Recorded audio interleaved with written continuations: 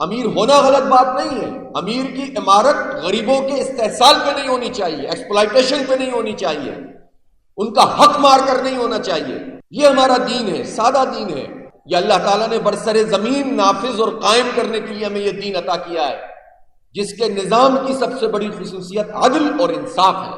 اپنی دولت کی بنیاد پر لوگوں کا استحصال کرنے والا مالک نہیں ہے پاکستان کا مالک پاکستان کے 25 کروڑ عوام ہے، اور یہی ہمارا اسلام ہے۔ بنیادی صلاحیت ہی بچوں کی متاثر ہو، صرف زبان سیکھنے میں تخلیقی صلاحیتیں متاثر ہو جائیں، اس سے بڑھ کر کسی قوم کے ساتھ کوئی ظلم نہیں ہو سکتا۔ دنیا میں کون سا ملک ایسا ہے جس نے ترقی کی ہو اور کسی اور کی زبان میں کی ہو؟ یہ ایک زبردست قسم کا کام ہے جو الخدمت الحمدللہ اس حوالے سے کر رہی ہے۔ اسی طرح آپ دیکھتے ہیں کہ ایجوکیشن میں بھی لوگوں کو وظائف دینے کی بات ہو یا ان کو تعلیمی سہولیات کے لیے اور دیگر ذرائع پیدا کرنے یا مہیا کرنے کی بات ہو تو الخدمت پیش ہوتی ہے۔ اور اس وقت جو الخدمت نے بنو قابل کے نام سے پروگرام لانچ کیا ہے، یہ تو شاید پوری دنیا میں اس نوعیت کا کوئی پروگرام کسی این جی او نے اب تک شروع نہیں کیا ہے میری معلومات کے مطابق، اور یہ کریڈٹ جاتا ہے الخدمت فاؤنڈیشن۔ پاکستان میں آپ جانتے ہیں، ابھی آپ یہ دیکھ بھی رہے تھے کہ الحمدللہ بہت بڑی تعداد میں نوجوان موجود ہیں، اور جس طرح کی فگرز ہیں 16-17 کروڑ نوجوان وہ ہیں جو 30 سال تک کی عمر کے ہیں اور 20 کروڑ 40 سال تک کی عمر کے ہیں۔ اس کا مطلب ہے کہ ہمارے پاس تو بہت زبردست قسم کا پوٹینشل ہے، لیکن بدقسمتی ہماری یہ ہے کہ ہمارا جو سسٹم ہے، پورا نظام تعلیم ہے، وہ اس پورے کے پورے کام کو ایڈریس نہیں کرتا۔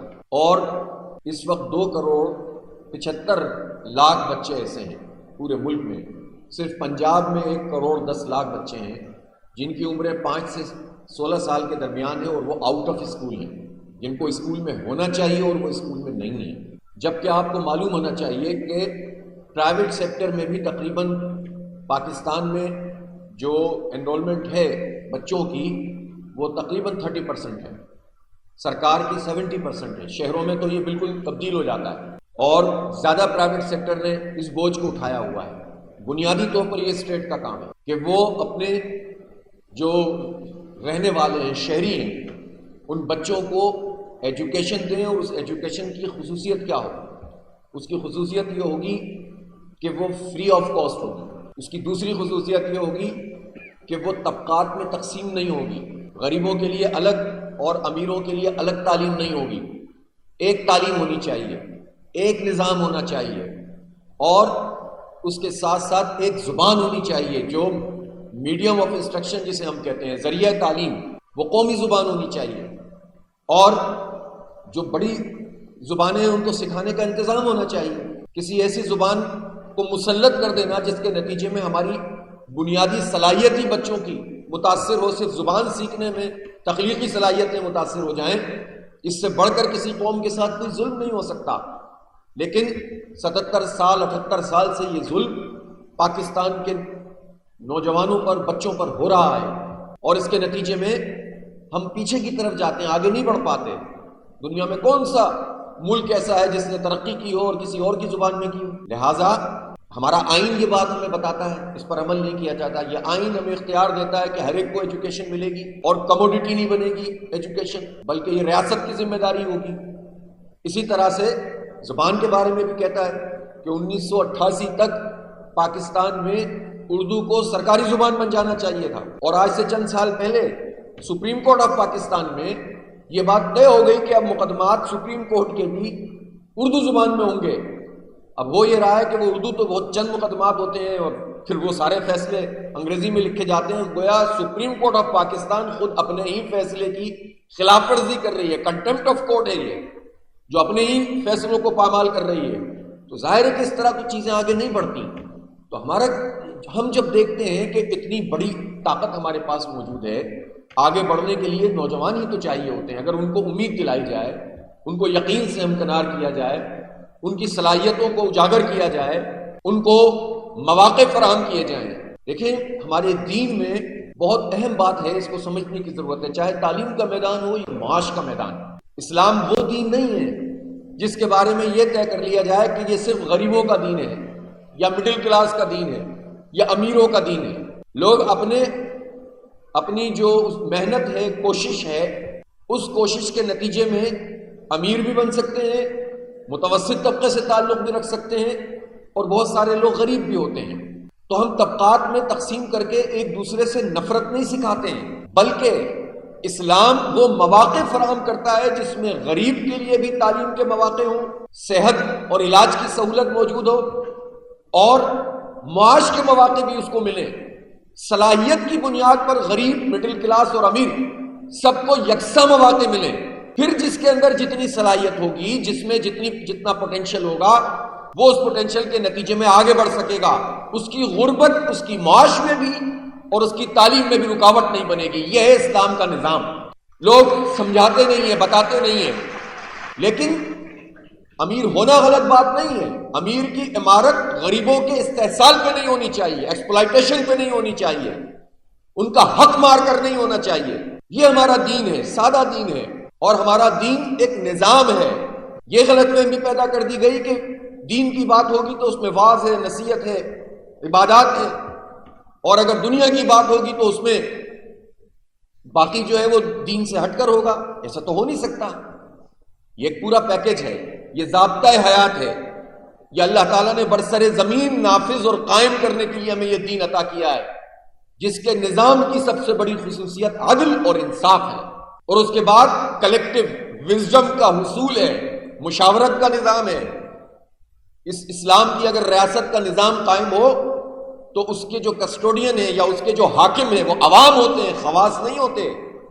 اس میں چند 1% لوگوں کی اجارہ داری نہیں ہوگی، بلکہ اس کے مالک اس کے عوام ہوں گے، اور سب کو برابر کا استحقاق حاصل ہوگا اس ریاست پر۔ کسی طاقتور کو نہیں ہوگا، کسی بندوق والے کو نہیں ہوگا، کسی جنرل کو نہیں ہوگا، کسی بیوروکریٹ کو نہیں، کسی جاگیردار اور وڈیرے کو نہیں۔ اپنی دولت کی بنیاد پر لوگوں کا استحصال کرنے والا مالک نہیں ہے پاکستان کا۔ پاکستان کا مالک پاکستان کے 25 کروڑ عوام ہے، اور یہی ہمارا اسلام ہے، یہی ہماری اسلام کی تعلیم ہے۔ لہذا بنیادی بات یہ ہے کہ ہم سب، خاص طور پر نوجوان، میرے سامنے زیادہ تر طلبہ و طالبات موجود ہیں، یہ اس نظام کی جد و جہد کریں، کوشش کریں جس کے نتیجے میں ظلم اور فساد اور انتشار اور تقسیم اور نفرتیں اور عصبیتیں یہ سب دور ہوں، اور چند ہاتھوں میں ہمارے سارے وسائل نہ ہوں، بلکہ یہ وسائل عوام میں تقسیم ہوں۔ اسلام کے معاشی نظام اور مغربی سرمایہ دارانہ نظام، اس کا فرق بھی سمجھ لیجئے۔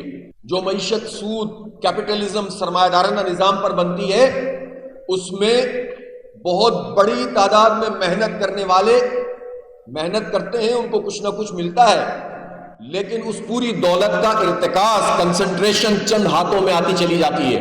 چند لوگ طاقتور بنتے چلے جاتے ہیں، چند کمپنیاں پاورفل بنتی چلی جاتی ہیں۔ پوری دنیا میں اس وقت جو ٹاپ کی 10 بڑی کمپنیاں اور مالک ہیں ان کے، وہ دنیا کی ایک بہت بڑی معیشت کے اوپر ان کا غلبہ ہے، اور بہت بڑی تعداد میں بہت چھوٹی۔ خود مغرب میں اس بات پہ اب بہت بڑا سوال پیدا ہو چکا ہے کہ مغرب کا سرمایہ دارانہ نظام خود مغرب میں لوگوں کو معاشی انصاف فراہم نہیں کر رہا۔ باقی تو چھوڑے جو انہوں نے پوری دنیا کے وسائل پر قبضہ کر رکھا ہے۔ 80% دنیا کے آبادی کے وسائل دنیا کے 20% لوگوں کے پاس ہیں، اور ان 20% میں بھی ایکسپلائٹیشن ہے۔ چند لوگ طاقتور اور دولت مند ہوتے چلے جاتے ہیں، اور اسلام کا نظام معیشت کیا ہے؟ وہ اس طرح سے ہے، مولانا مودودی رحمۃ اللہ علیہ نے اس کی مثال ایسی دی کہ مغرب کا جو سرمایہ دارانہ اور سود کا نظام ہے، اس میں یہ ہوتا ہے کہ جس طرح اگر بارش ہو چاروں طرف پہاڑوں پہ، تو وہ پانی سارا کا سارا جا کر کسی ایک جگہ پر جوڑ میں جمع ہو جائے، چند لوگوں کے پاس پانی آ جائے، باقی محروم ہو جائیں۔ تو اس کو آپ سمجھ لیں کہ یہ سرمایہ دارانہ نظام ہے۔ اور اسلام کا نظام ایسے ہے کہ جیسے کسی پہاڑ پر اور چٹان پر جب کوئی بارش ہو تو پانی چاروں طرف جو ہے وہ بہتا چلا جائے اور سب کو سیراب کرتا چلا جائے۔ تو ہمارے ہاں جو سرمایہ ہے وہ رول کرتا ہے، وہ نچلی سطح تک پہنچتا ہے، وہ ہر غریب، ہر امیر، ہر ایک کو ایڈریس کرتا ہے، اور اس سرمایہ کے رول کرنے سے ہر ایک کو مواقع ملتے ہیں۔ یہ جو انٹرپرینیورشپ کا آپ کا کانسیپٹ ہے، یہ ٹرو کانسیپٹ ہمارے اسلام کے معاشی نظام میں موجود ہے. سب کو یکساں مواقع فراہم کرو، سب کو تعلیم کے ایک جیسے موقع دو، سب کو اس بات کا موقع دو کہ اگر ان کے اندر صلاحیت ہے تو اپنے سٹارٹ اپ شروع کر سکتے ہوں، وہ چھوٹے چھوٹے کام کر سکتے ہوں، وہ پھر جو ہے وہ اپنے اس سسٹم کو گرو کر سکتے ہوں اور وہ بھی آگے بڑھ سکتے ہوں، وہ بھی اس معاشی دوڑ میں ان لوگوں کا مقابلہ کر سکتے ہوں کہ جنہوں نے پوری معیشت کے اوپر اپنا قبضہ کر رکھا ہے. لہٰذا ہم اس نظام کی جد و جہد کریں گے اور ہماری بنیادی ذمہ داری بھی دین کے حوالے سے یہ موجود ہے کہ ہم اس کے لیے اپنے آپ کو والنٹیئر کریں.